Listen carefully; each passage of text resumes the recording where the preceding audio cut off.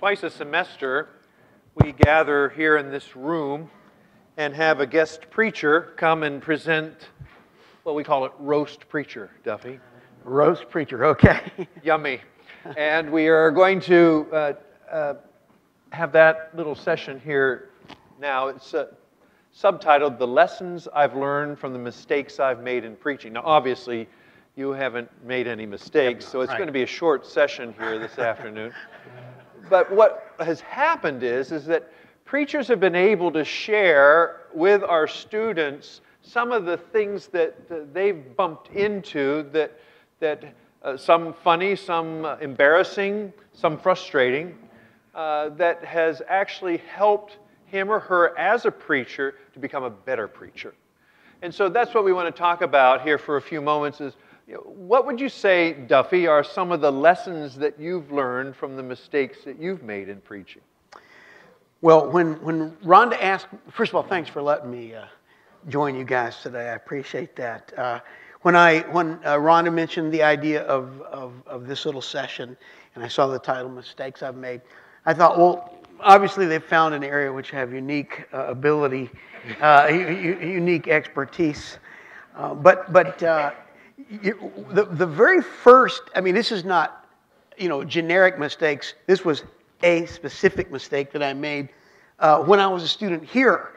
Some of you probably when you were here, Gordon-Conwell, gets requests from different places for pulpit supply, right? And I don't know and frequently the seminary would say, would you be willing to do pulpit supply, especially in the summer when I wasn't doing my internship at the church.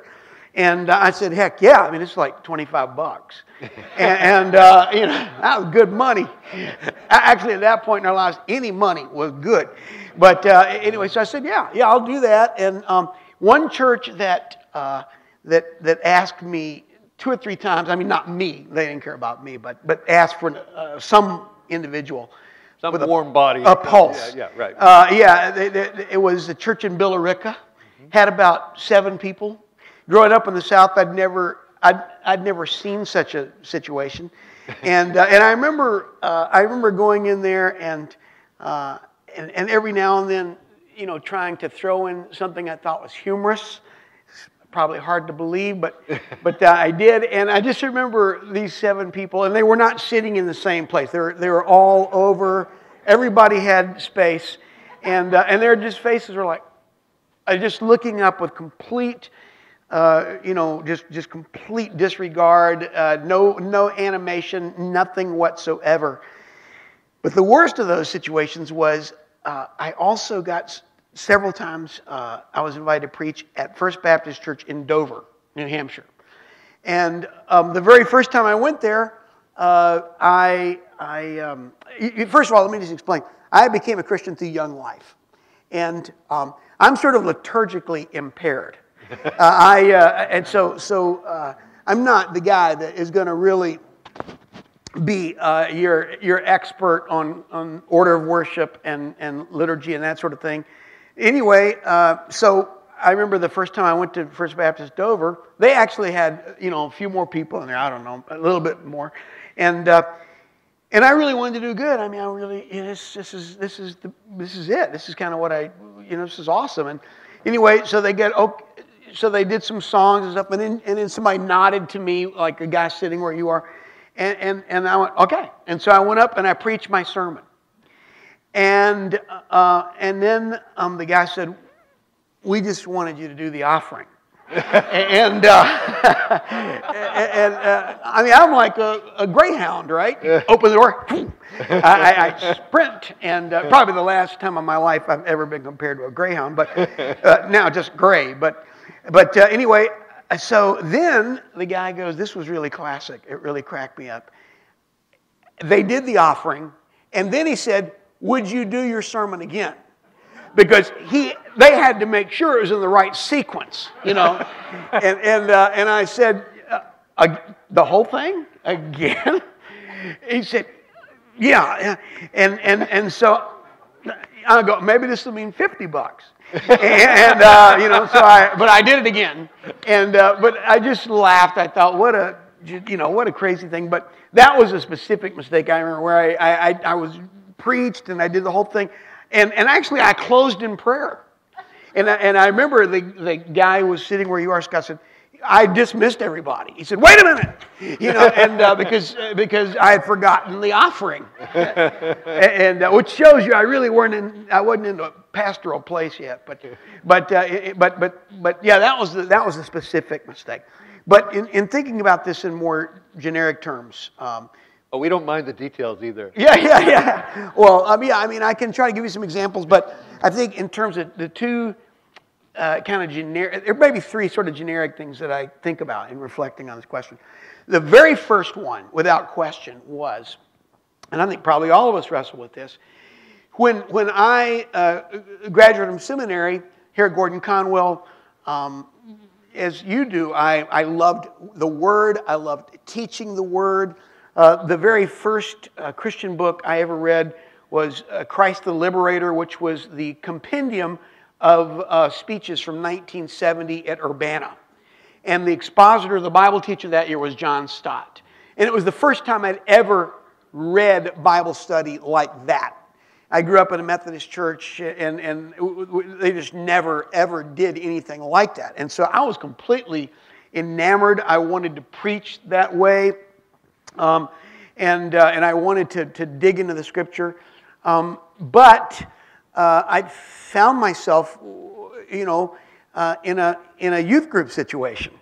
And, it was funny because I sort of graduated from Gordon-Conwell thinking I had the gift of preaching, and then I realized God's given me kids that don't have the gift of listening. And so I had to sort of begin to recalibrate my approach. I had unbelievably meaty, thoughtful expositions of the Word of God. And I whittled that youth group down to, probably from about 40 to maybe 2 or 3. Just like Bill Ricka. Yeah. Just right. I had created Bill Ricka. And some of them were complaining about coming. I said, no, you have to come. You're my wife. And they came. But through that experience, I learned a lesson. Of course, it's so fundamental and so obvious that I should have known it right off the bat. But now I think of it as a phrase that communicators use: the audience is sovereign. And of course, we know that God is sovereign, but we also recognize that God, having given us free will, gives the audience the option of shutting down the communication. That in fact, what I've discovered, because I speak so often to teenagers, is that the hardest part about speaking is not speaking. The hardest part about speaking is getting somebody to listen to you speak. If you can imagine, like tonight or this afternoon, I'm going to be flying down to Atlanta, and I'm going to be speaking this weekend at a youth event near Chattanooga. Well, the kids who are driving to that event now in church vans, they're not excitedly talking about the possibility of hearing an aging elderly gentleman exposit the Word of God. They're thinking about whitewater rafting and other stuff that they're going to be doing. And when I get up tomorrow morning and do my first session, they're going to look at me and they're going to go, he is what we were afraid might happen. And not funny. But so I know this. Armed with that information, then I don't say, well, I'm not going to preach the Word. But what I do say is I've got to own the responsibility to get them to hear, to get them to listen. And I think early on, I probably thought that all I needed to do to arouse their interest was to announce the text.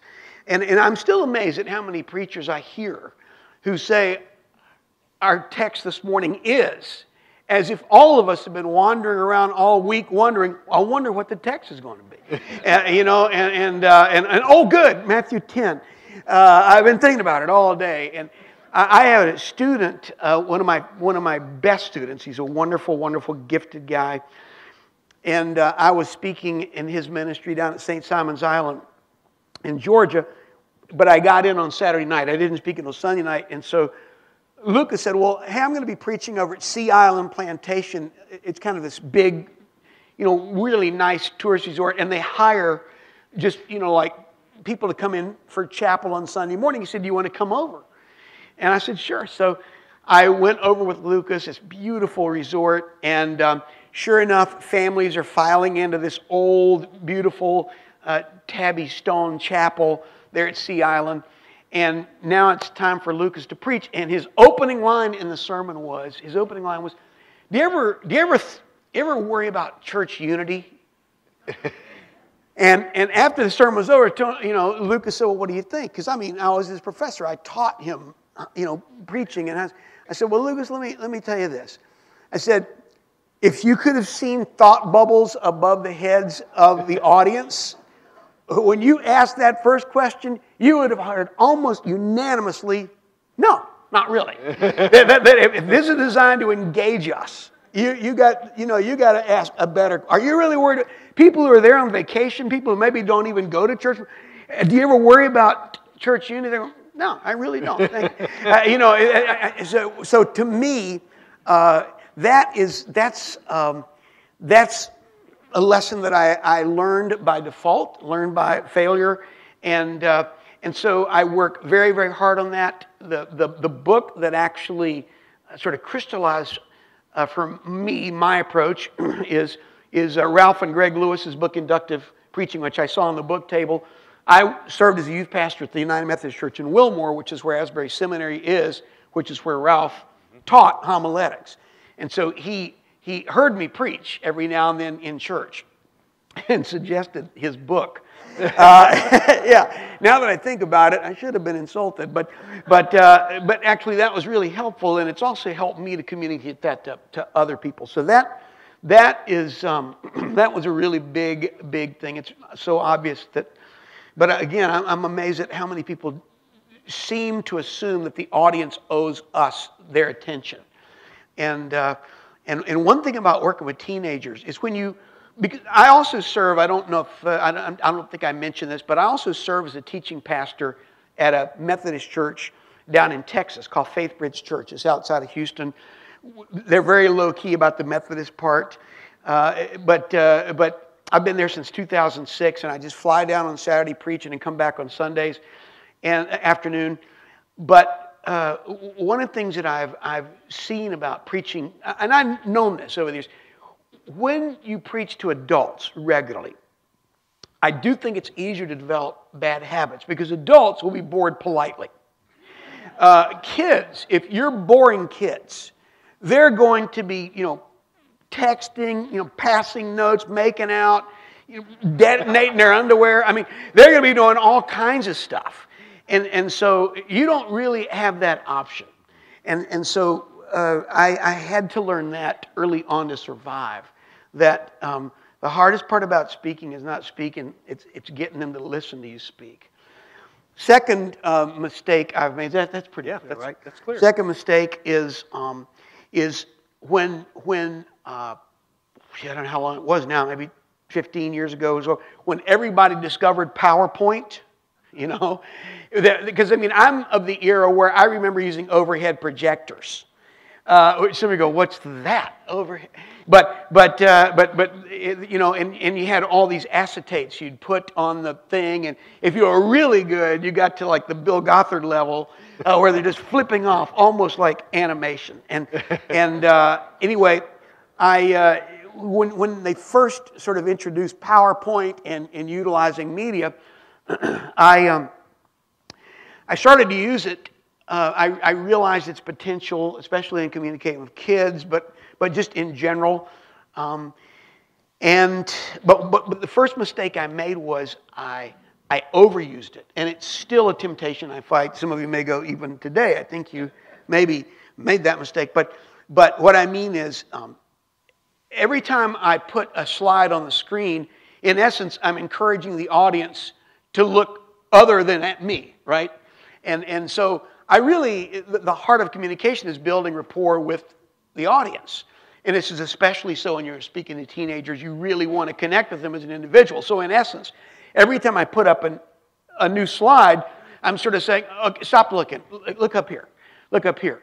And of course, when PowerPoint first kind of came into the kingdom of God, There was, if you remember, churches were so enamored with that every sanctuary would put screens up there and over there, right, on either side of the chancel area.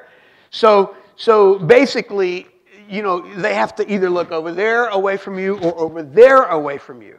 Over time, as church architecture began to change, and I sort of changed the way I sort of talk to people about media needs or whatever, I said, get a movable screen. I'll bring my own data projector. I want the screen behind me. I want it so that you can't see the screen without seeing me in most cases, or that they're so close that they're going to be. But one of the ways I realized I had to address this was by limiting how much media was up there. The more teaching focused is the presentation, the more media I feel I can use. People more trying to take notes. You've got outlines and stuff like that. But I think that's still a lesson. I mean, at FaithBridge, you know, the other people on the teaching team, you submit your sermon to them and they critique it. And the senior pastor there, wonderful guy, Ken Werline, he would prefer I use no media at all, because he thinks that it's a little cumbersome. It's sort of clumsy. I like to do it, but I use what's called Media Shout, which is different from PowerPoint or Keynote, but it allows you complete freedom. You can skip all over the place without anybody seeing that you're skipping stuff. But it also, it can be, it's just, you hit the space bar and you move on. I want it to kind of look like these slides are coming up without me actually doing it. Because if every time I remind the audience that I'm using slides, it's like, oh, he's giving us a talk. And I don't want to remind them that I'm giving them a talk. I want them to think I'm talking to them. And so I've tried to kind of balance that out. And I feel pretty good about it, but Ken, again, my supervisor there, I guess he probably wouldn't describe himself that way, but I mean, he's the senior pastor. He would like me to use less. I like media, though, for this reason, is that it allows me another whole dimension of illustration that you don't have if all you do is allow yourself oral illustrations. It allows me these visual illustrations, which can, I think, be really compelling. So, and I know that for teenagers in particular, the visual is helpful. So that I think has been another area that I've had to sort of work on. And I definitely overdid it in the early days when I was trying to do it. And you know, there are probably times I still do, but I work on that. I don't know if you want to hear a third one or have you just kind of given up? Okay. Yeah, I think the third area is that, and this is just an ongoing thing that my wife helps me with, but I do, because when you speak to teenagers, there are not as many rules about what might be said. Now, I'm not a guy that in my normal everyday conversation, I never use profanity, so it's not like I'm going to slip and throw out some profanity in my talk. I mean, that would really not be me. But I'm not afraid of using terminology that is a little bit, that might not seem normal. Like a few weeks ago at my church in Texas, I was preaching a series about foolishness and wisdom. And I found this book that had, I don't know how I found it, but I was just looking for like non-traditional proverbs. Because I was actually speaking from Proverbs, obviously. I'm talking about wisdom and fool. And anyway, they had some great proverbs in this book that were from around the world. Things like the shrimp that sleeps will be carried away by the current. There was an Irish proverb, never bolt your door with a boiled carrot. There was one that with enough patience and saliva, even an ant can swallow an elephant. But my favorite one was never swat a bird that is perched on your scrotum. And which struck me as pretty sound advice. And anyway, I actually had that in the sermon, and the preaching team saw it. I bet they did. Yeah, and to my surprise, they thought that would be imprudent to use the word scrotum in the sermon, and my wife, Maggie, saw it immediately. She said, "You can't do that. You can't use that." And I said, "Well, I don't know why not. I mean, it's a pretty normal word, and it's not like I'm using slang. It's like, you know, but again, that's the thing where when you speak to kids, I mean, it's like not a problem. Speak to adults, a little bit curious. So I have to kind of go, and I step back and forth between those worlds constantly, and so I think that's still probably an area I work on. I did back in June a 2-week series on Zacchaeus, and it was right. I can't remember the exact sequence, but it was either right before or maybe during, in the intervening in the intermittent of those 2 weeks was when Donald Trump met with the 1,000 evangelical pastors in New York City. Do you remember this in Manhattan? And there was, of course, outrage that they had gone in to be the guest of a man who was a sinner. And so I sort of used this as an illustration. The title of the sermon was Grace Trumps. And I basically, and sure enough, there were 2 people, and I knew that this was a hot topic, right? That you mention Trump, and people are going to just either get lockjaw or go ecstatic or something. And but again, I thought, hey, I want to get their attention, and boy, howdy. And so I did, but it seemed to go pretty well. I liked the sermon. I liked the way it went. There was good response, but there were 2 emails. One who said I was too easy on Trump, and then the other one said I was too hard on Trump because I said that I sort of drew some parallels. I said like Zacchaeus, people sort of didn't trust the guy, that they were both rich, that they were both powerful. And then this is probably, I said they're both kind of remarkable physical features. One guy was short, and the other guy has big hands. And anyway, I did get 2 different emails on either side. But I think what my wife would say, if she were to say, here's a mistake he makes, she would say, Duffy sometimes needs to be a little more cautious. I'm not trying to shock anybody. I guess because I'm more conversational, sometimes I say in the congregation what I might say were I in conversation with people. So I'm okay with that, but I think that every now and then that's probably that's where I need the voice of other wise people. Well, you helped us to see, one, don't preach in Billerica or Dover, right? Yes. I apologize to the pastor from Dover or Billerica is here today. Yeah. And be aware of the power of your listeners, that they do have sway. Be concerned about how one uses media. Mm-hmm. And then also be aware of what actually is appropriate and not appropriate in the places where you preach. These are great. Which is probably everybody in the room knew that, but me. But yeah, that's good. Well, thanks so much, Duffy, for sharing with us about your mistakes. Sure. Yeah.